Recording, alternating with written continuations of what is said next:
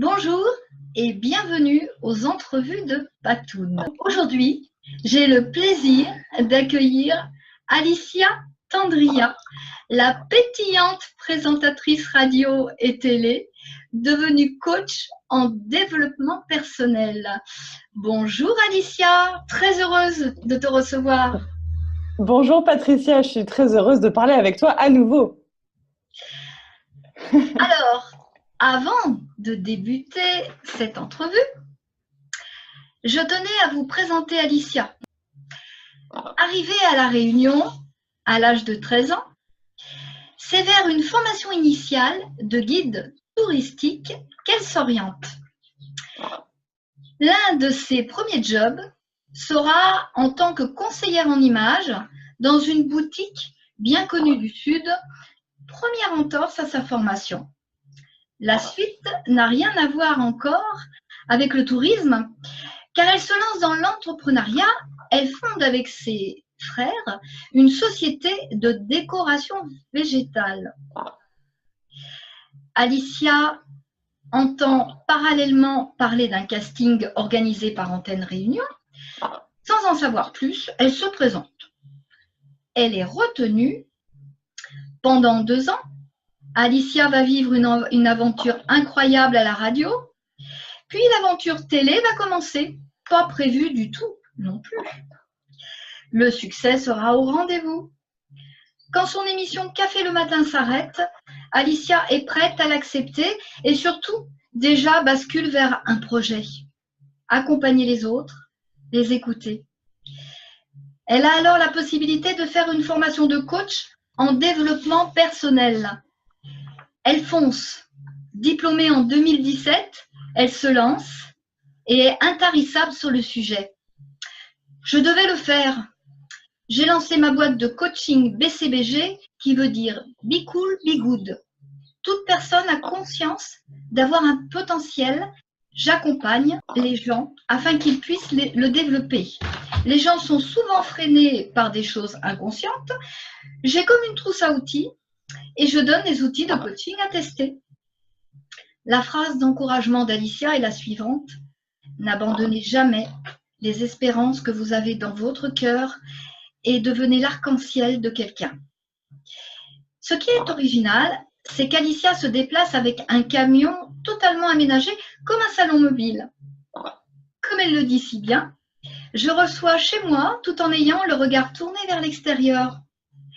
J'emmène les personnes dans un endroit sécurisé, vers ce qui les attend dans leur vie. Et qui l'accompagne dans ce voyage? Devinez? Eh bien, ses coéquipiers à poil et à plumes, Jack, son Royal Bourbon, et César, son magnifique Ara. Alicia, aurais-tu des précisions à rajouter à cette présentation? Eh bien écoute, c'est une précision, il y en aurait plein à donner, mais ce que tu as dit était vraiment très complet. Et effectivement, César et Jack m'accompagnent dès que je le peux. La plupart du temps, on est en extérieur, donc quand je peux les emmener, ils sont avec moi.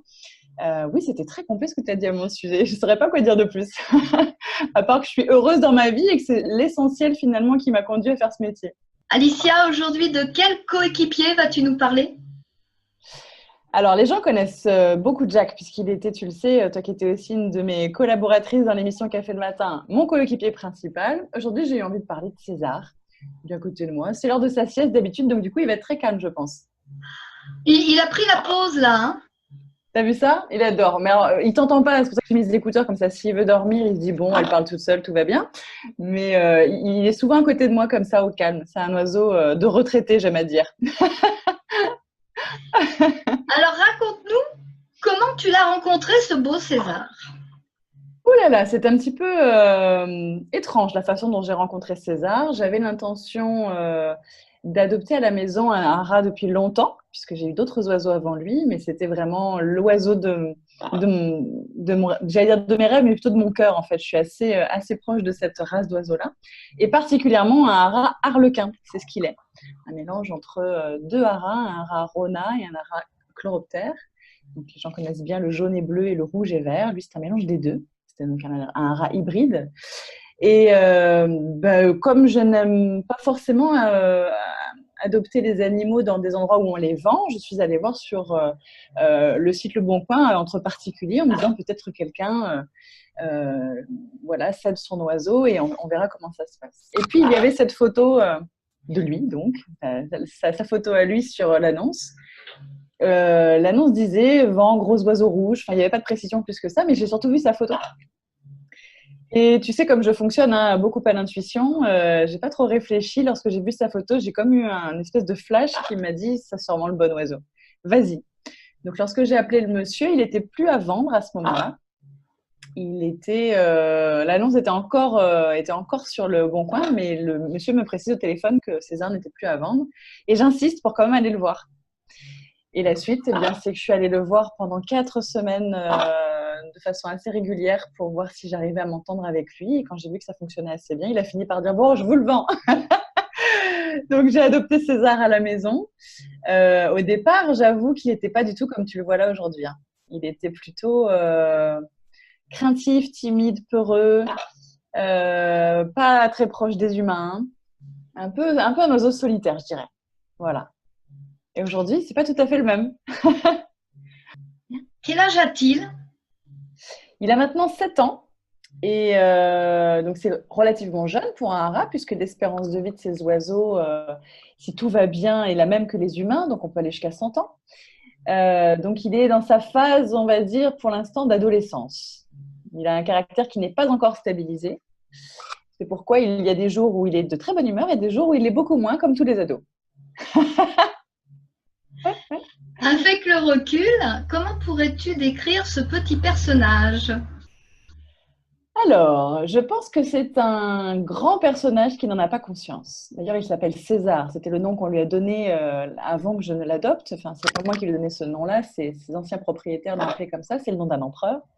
Et ce qui est très rigolo avec lui, c'est qu'il a cette grâce naturelle, cette élégance spontanée, et en même temps, il n'en a pas du tout conscience. Il se voit comme un tout petit oiseau alors qu'il fait presque 1 mètre d'envergure. Il a peur de voler et il adore rester près de ceux qu'il connaît pour ne surtout pas s'égarer de sa zone de confort. Donc, c'est un grand personnage qui s'ignore. c'est un peu un de mes patients dans le coaching, en tout cas dans mes patients plumeaux. J'essaie de l'accompagner vraiment gentiment, très doucement, très lentement, à son rythme. Il y a des jours où il n'a pas du tout envie, puis des jours où ça avance plus vite que d'autres. Et tu viens, César? Viens voir. On va s'approcher un petit peu. Viens voir. Voilà, comme ça tu le vois en entier. Il est beau. Il est très très beau. Là, il a pas encore tout à fait terminé sa mue de l'année. Donc sa personnalité, elle évolue au fil des jours. On va dire que depuis quelques temps, là, il fait de nouvelles choses parce qu'on le balade beaucoup grâce au camion. On l'emmène dans des endroits qu'il ne connaît pas, à la rencontre de nouvelles personnes, et sa personnalité évolue au gré de sa rencontre. Comment qualifierais-tu la relation qui t'unit à César?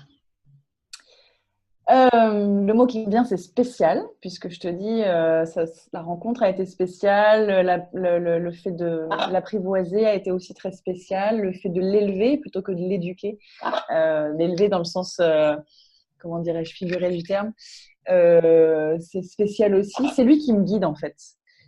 Il a cette faculté de m'indiquer, soit par son comportement, là tu vois, je vois qu'il veut aller vers la fenêtre, mais bon, pas trop motivé quand même, il y va, il me dit oh, qu'est-ce qu'on fait, Donc par son comportement, il m'indique des choses et j'essaie de lire en lui ce qu'il veut, mais il m'indique aussi des choses. Alors c'est comme si je recevais des flashs par image, tu vois, de lui. Je ne saurais pas comment l'expliquer, mais par exemple, la première fois qu'il a fait du vélo, César, j'avais reçu en image comme un flash avant que ça se produise, on va dire. Moi, César sur un vélo avec un harnais, se baladant sur le front mer de l'étang Salé. A priori, à l'époque où ça s'est produit, c'était totalement improbable parce qu'il n'avait pas du tout connaissance de comment fonctionne le harnais et il n'avait jamais vu un vélo de sa vie. Donc, je me suis dit, Alicia, tu débloques un peu du ciboulot. Et j'ai vite compris qu'en fait, c'est lui qui m'envoyait des informations. Je ne sais trop t'expliquer comment. Je pense que ce n'est pas possible de l'expliquer avec des mots. Mais ce jour-là, nous avons fait du vélo, il a porté son harnais, il a dit bonjour à tous les passants. Voilà. Donc notre relation, elle est vraiment spéciale. C'est difficile de la définir. Et elle est en perpétuelle évolution aussi. Hein, César, tu me fais un bisou? Elle me faire un bisou. Un bisou. Approche. Bah voilà. Oh là là! Voilà, c'est le genre de relation comme ça. Alicia, aurais-tu une anecdote à nous raconter à son sujet? Oui, alors il y en a plein, mais celle qui me vient en premier, là, c'est que mon rêve serait de permettre à César de comprendre comment voler de ses propres ailes. C'est un peu le principe de tous les coachs d'ailleurs, hein, avec les humains comme avec les plumeux. Surtout que c'est un oiseau qui est complètement calibré pour ça. Il est coloré, il est gros, il est puissant. Donc si je souhaite le faire voler un jour, ce serait pour moi un rêve, mais pour lui, pour l'instant, c'est une grande crainte. Donc j'essaie de l'entraîner. Il a donc une longe pour ça, comme on fait avec les oiseaux rapaces et autres types d'oiseaux qu'on voudrait entraîner au vol. Donc j'essaie de lui permettre d'avoir confiance en lui et confiance en ses ailes parce qu'elles ne sont pas musclées pour l'instant.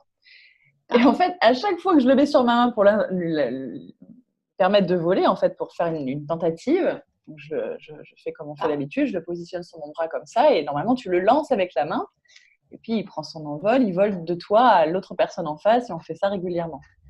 Sauf que lui, chaque fois que je fais ça, il s'accroche à ma main et il me regarde genre mais ça va pas la tête, pourquoi est-ce que tu veux me faire voler? Il préfère marcher en fait. Ça c'est un peu Blue dans Rio. Il lui manque le journal, le café crème et le donuts pour compléter le personnage, mais c'est complètement ça en fait. Voilà, c'est un oiseau qui s'ignore. Alicia, pour toi, qu'est-ce que la bienveillance envers l'animal? Alors, la bienveillance envers tout être vivant, j'ai envie de dire, c'est d'abord d'avoir conscience de ces différences qui permettent de révéler aussi nos propres différences, donc de devenir tolérant vis-à-vis de l'autre. Et quand je peux l'écouter dans toute sa complexité, je peux écouter aussi toute ma complexité à moi. Donc la bienveillance, elle se joue à deux niveaux. Je suis capable d'écouter l'autre et de le comprendre, donc je me renvoie une image qui me permet de mieux m'écouter et mieux me comprendre. Avec les oiseaux, alors avec les chiens, on a plus l'habitude, nous les êtres humains, parce qu'on les a depuis longtemps dans nos foyers. C'est presque difficile de parler de bienveillance parce qu'on a l'impression que c'est acquis.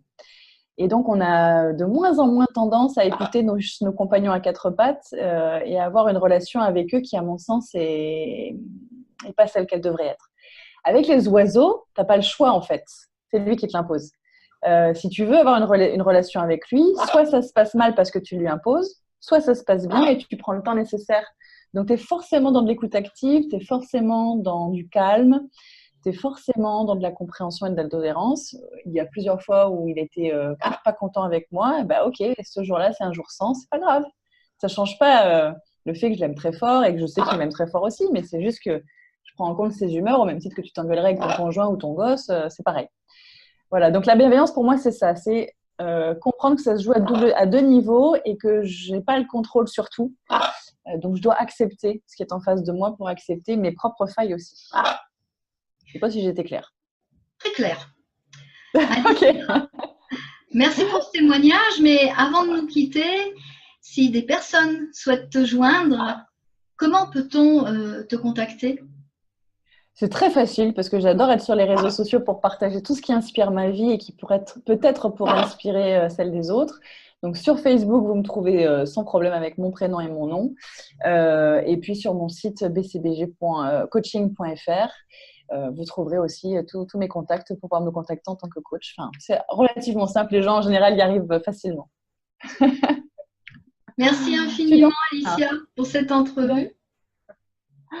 Et il descend, il remonte. De gros câlins à ton César de ma part. Ça marche. Bah, écoute, je pense qu'il a apprécié son moment sieste avec toi. Au revoir. Au revoir.